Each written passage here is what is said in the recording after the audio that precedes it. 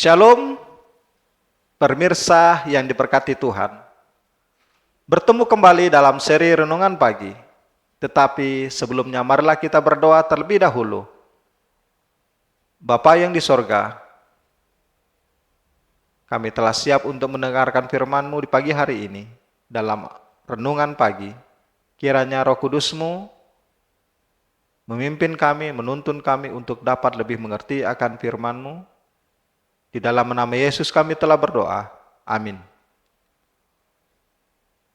Renungan pagi harian, Jumat 3 November 2023, berjudul, Yesus membawa kabar sukacita dari satu tempat ke tempat yang lain.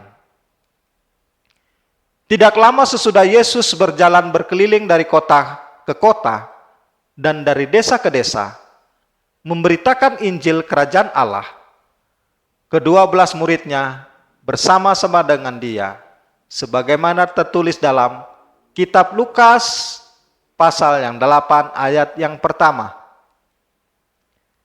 Kristus bisa saja menduduki tempat tertinggi di kalangan para guru bangsa Yahudi. Namun ia lebih suka memilih untuk membawa Injil kepada orang-orang miskin dan pergi dari satu tempat ke tempat yang lain. Sehingga mereka yang berada di jalan-jalan raya dan di lorong-lorong bisa mendengarkan firman kebenaran itu.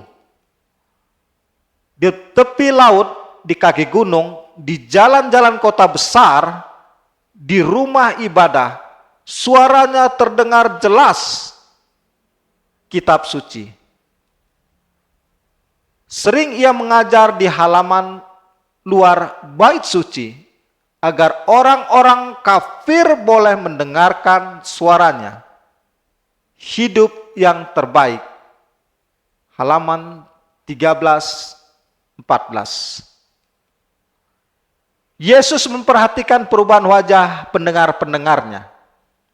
Wajah yang menyatakan perhatian dan kesukaan memberikan kepadanya suatu kepuasan hati yang besar. Bila mana anak panah kebenaran menembusi jiwa, memecahkan segala rintangan cinta diri, dan mengadakan penyesalan, dan akhirnya perasaan syukur, juru selamat digembirakan hatinya. Apabila matanya memandang seluruh pendengarannya, dan ia mengenal wajah yang pernah dilihatnya dulu, wajahnya pun bersinar kegirangan. Ia melihat bahwa di antara mereka terdapatlah rakyat yang diharapkan bagi kerajaannya. Apabila kebenaran dengan jelas diutarakan, menyentuh beberapa ilah yang dipelihara dalam hati, ia memperhatikan perubahan wajah, rupa dan sikap yang dingin, yang menyatakan bahwa terang itu tidak mendapat sambutan.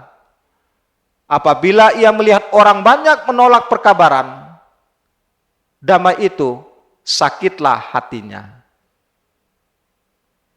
Buku Alfa Normerga, jilid 5, halaman 264-265. Tuhan memberkati. Marilah kita berdoa. Bapa di sorga, sebagaimana Yesus membawa kabar kesukacita dari satu tempat ke tempat yang lain, bolehlah begitu juga kami, ya Bapa, di dunia ini, untuk dapat mengabarkan Injil keselamatan itu kepada orang lain yang belum mengenal Juru Selamat, yaitu Yesus Kristus, dari satu tempat ke tempat yang lain. Ya Bapa di sorga, biarlah sebagaimana kerinduan Yesus untuk dapat melihat orang lain datang kepadanya, boleh juga menjadi bahagian kami, karena mereka juga kami inginkan juga ikut bersama-sama dengan kami menyongsong Tuhan di akhir zaman nanti. Ya Bapa di sorga, inilah keinginan hati kami. Kami serahkan segala sesuatu kehidupan kami dalam pengabaran Injil. Di dalam nama Yesus kami telah berdoa. Amin.